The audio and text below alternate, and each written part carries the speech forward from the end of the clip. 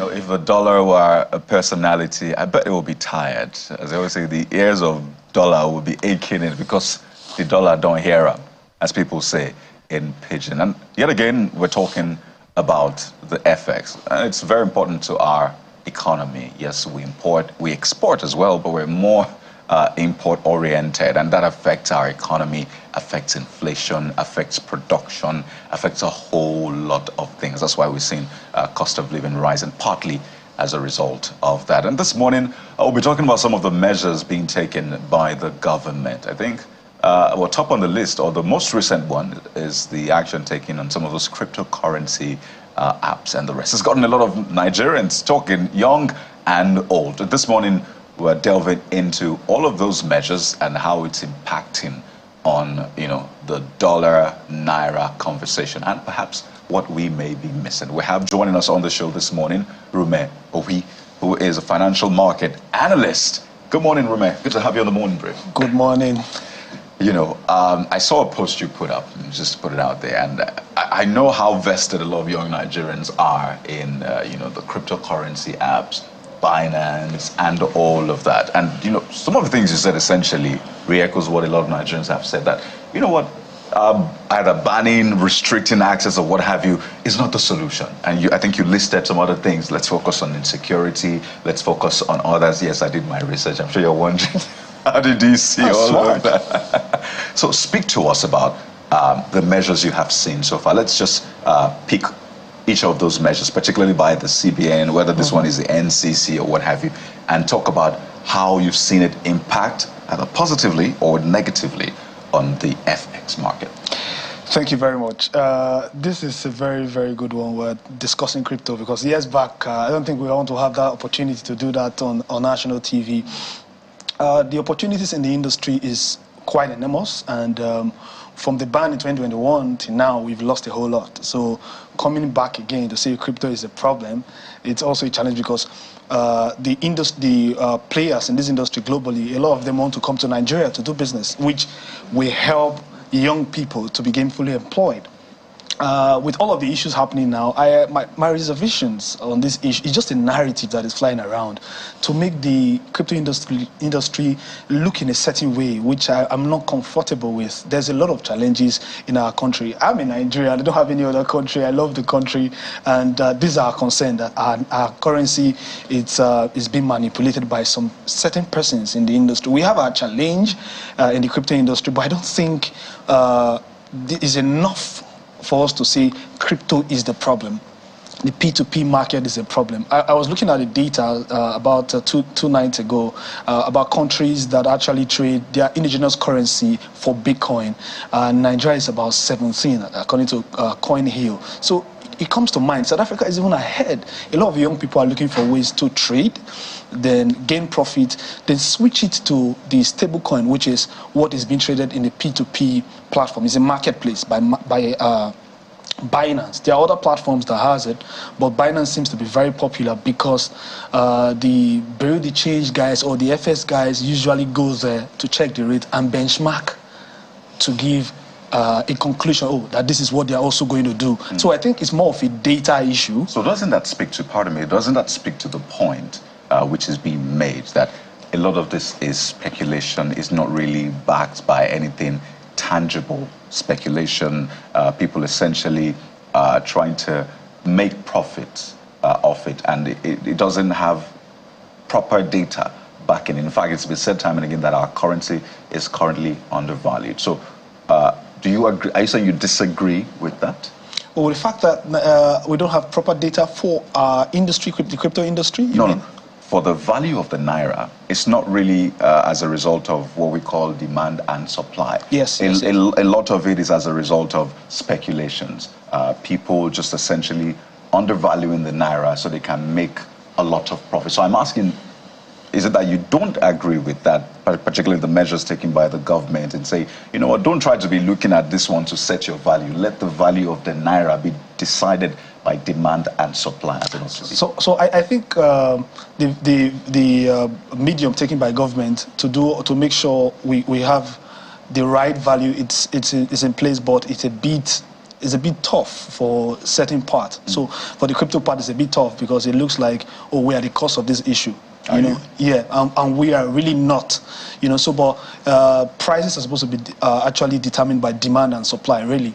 And I think people trying to make the price go up because they want to make humongous profit from it, really, it makes no sense. Because at the end of the day, if these prices are up, things are going to be overly expensive. Going to buy something, even if you're benefiting from it, someone that is trying to manipulate. We see have families that may not be able to afford certain things that the price are actually gone up. So I think it's a step in the right direction for government, but I think, again, there should be some balance.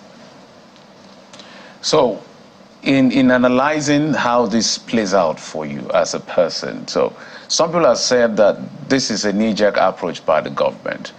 But do you see sense in what they are doing to be able to say, okay, with this approach or with this policy we're putting out, it will help, from an expert point of view, help taper down on a few things we're seeing? Because the Naira on the free fall is looking like it's going to fall down the cliff even further if nothing is done urgently. I think the step the government is taking, it's a way for now, because we have not seen any secular from the government saying, oh, we are banning this, because in 2021, I'm speaking from the crypto end to your question right now, that banks are not allowed to trade cryptocurrencies, or platforms are not allowed to have a bank account.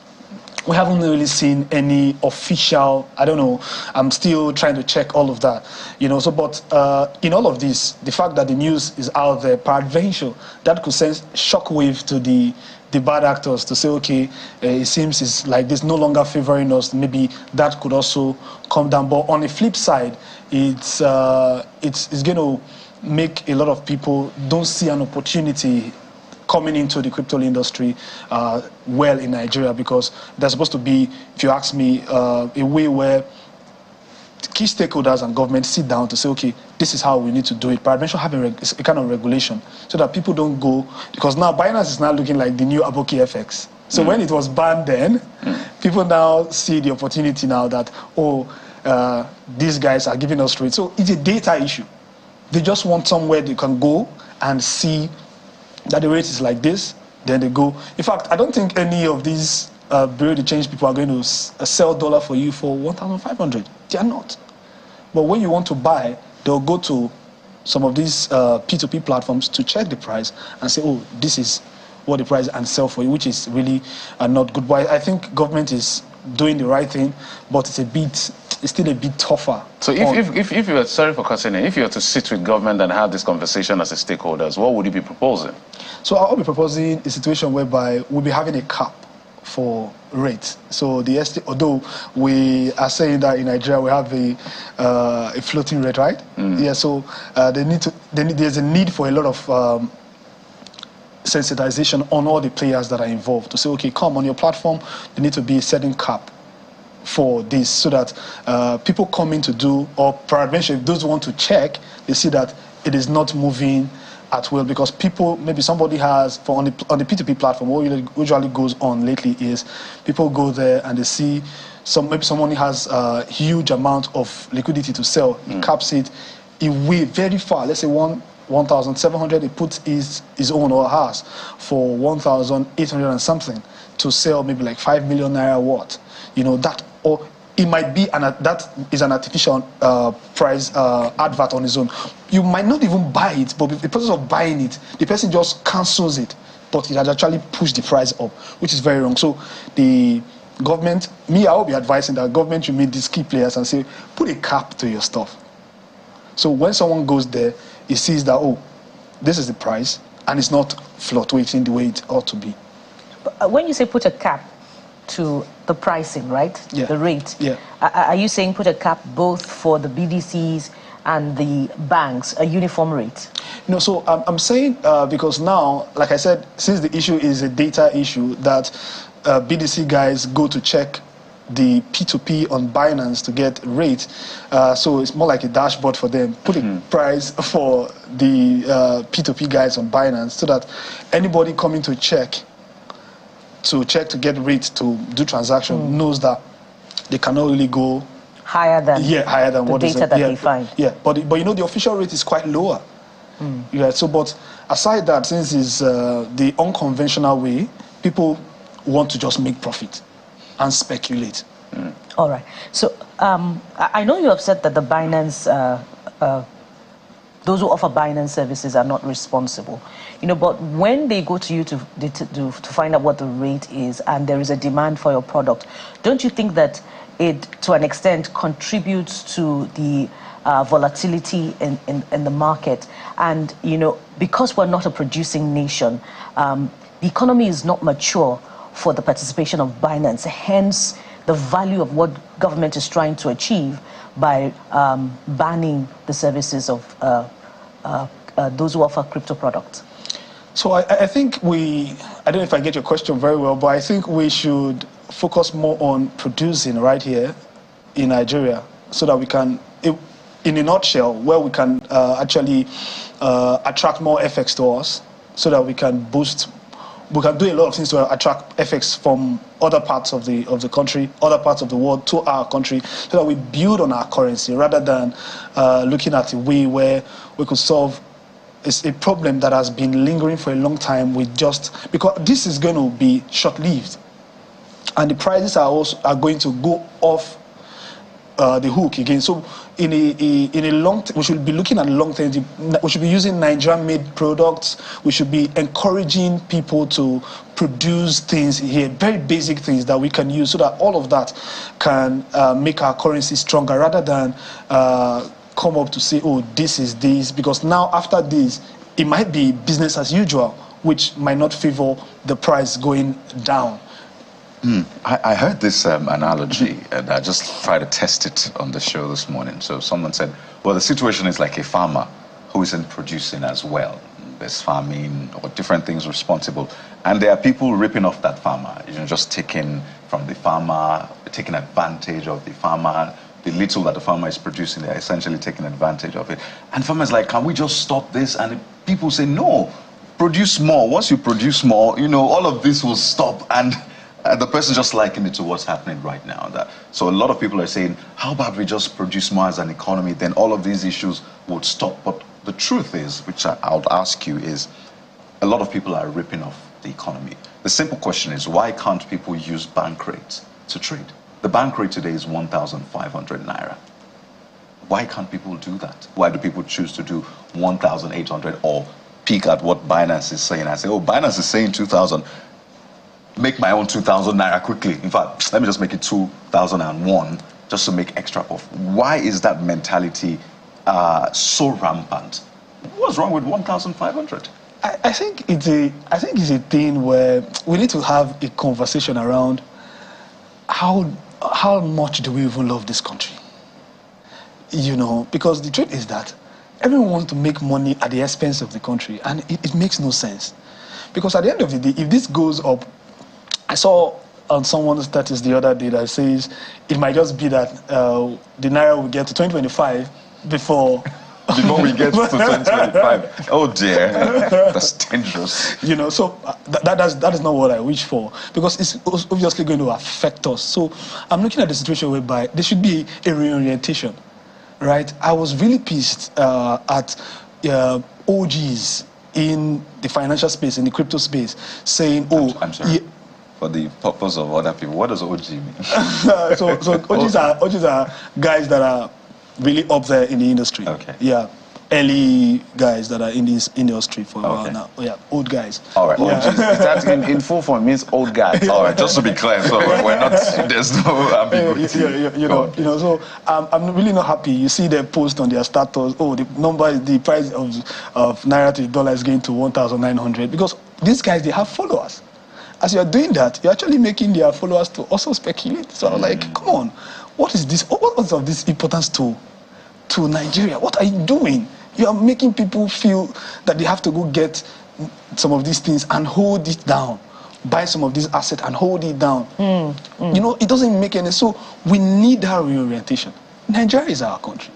At the expense of making money to to survive, we should not jeopardize a lot of things. So the reorientation I'm talking about is how much do we even value this country? Is it because peradventure maybe the politicians are doing something or some persons are doing something, we just have to all do it so that the country collapses? I don't have any other country. So the orientation, to always tell people that this thing is not the way to go. The price is 1,500. It is not the idea of trying to push it so that it gets to like 2025, like I said. It's for us to sit and say, this is how it is, because others, foreigners, are actually using that to, peradventure using by proxy from some other people to maybe give them something to, like liquidity, to push in all of this market to make them make gain, and it makes no sense. So let's have that reorientation that Nigeria is our own. This country, this currency, Naira is our money and not the dollar. So let's do some national housekeeping. And it's a straight question to you. Do you think that some weakness in the system, such as access and availability to FX within the banks or the financial institution, is also affecting how these people in the crypto space play their game? Because if people can access, perhaps it will lower the numbers that come to that space and the BDC. Yeah, so if I'm someone that does business, getting your question very well, if I'm someone that does business and I don't have access to FX, I look for an alternative. Most times, maybe those doing transactions in different parts of the world, like China, that they want to get goods and stuff, and they don't have access to the FX, they go to stable coins. And if those they're doing business with outside can take stable coins like USDT and USDC, it now becomes easier for them. So I think the bank has a very huge role to play. Make these things accessible so that they can all, because now digital assets are playing a very huge role in the global economy, and I don't think Nigeria wants to be lacking behind. So there has to be some synergy where regulations comes in, call the stakeholders, so that at the expense of not getting FX from the bank as at when due, and they are going for alternatives, the alternatives are well guided so that we don't have a situation whereby one suffers for the other. But if you consider the interventions of the CBN, the provision of $500 million to the banks, to ensure liquidity, if you consider all of that, and then now I'm recalling, what the MAN president told us, MAN Director General told us yesterday, that they don't even get up to 20% of their credit from the banks, that they go to the BDCs. The question would then be, 2 days ago, the question would then be, what's the essence of the reforms? And what's the propriety of going after the BDCs? I wonder if you catch my drift. Yeah. So I think some direction, one of the approach I think for this, some persons have to be held accountable for all of this. If I get you very well, the structures are in place, the implementations are the problem. So head needs to roll. It can be very tough to say all of that, but some persons are actually bent on, they have been doing this for a very long time, and they're bent on doing this as long as possible. So this government needs to put a stop to all of that. The bankers are really not helping. They are really not helping. Everybody's just looking for a way to. So I think some persons need to be punished for all of this. And in doing so, it comes with some strong minds to do all of that. So I think the government doing all of this makes a whole lot of sense, but they need to be more conscious way to implement all of these strategies that have been made to happen, not just saying them, but doing them. Now they've come for the crypto space to say, okay, you guys hold on for a while for a couple of things, and the platforms are actually making plans to do. So it should go to other sectors too. Yeah. So they know that this is serious business here, because I don't think the current president wants to have his government in a way whereby the Naira goes off the hook. National orientation, you talked about that. Naturally, the NOA will come to mind again. NOA, what is going on with all of the national orientation we should talk about. And I think everybody should have a role to play with NOA, whether you are a parent, or otherwise. We all need to have that conversation about our country. But Rume, we have to thank you so much. I know you have to go back to check all of the data and see all the trends in the market. This is my first time in the studio, but it's not going to be last because it's really fun talking about what you're passionate Great about. having you on the show, Rume. He is a financial market analyst. Thank you for your time on the show. Thank you very much. Thank you so much for coming on the program. Well, we'll take a moment now, and when we return, we talk about that very all-important conversation around sleep. Jeffrey is going to be simulating how to sleep, maybe for how long to sleep, but are you getting enough sleep? How am I supposed to That is the simulate? question, and is that affecting your productivity, your health? All of that conversation will happen in a moment. You don't want to miss this. Stay with us right here on The Morning Break. You put me on the spot. Otherwise, it's just a sleep.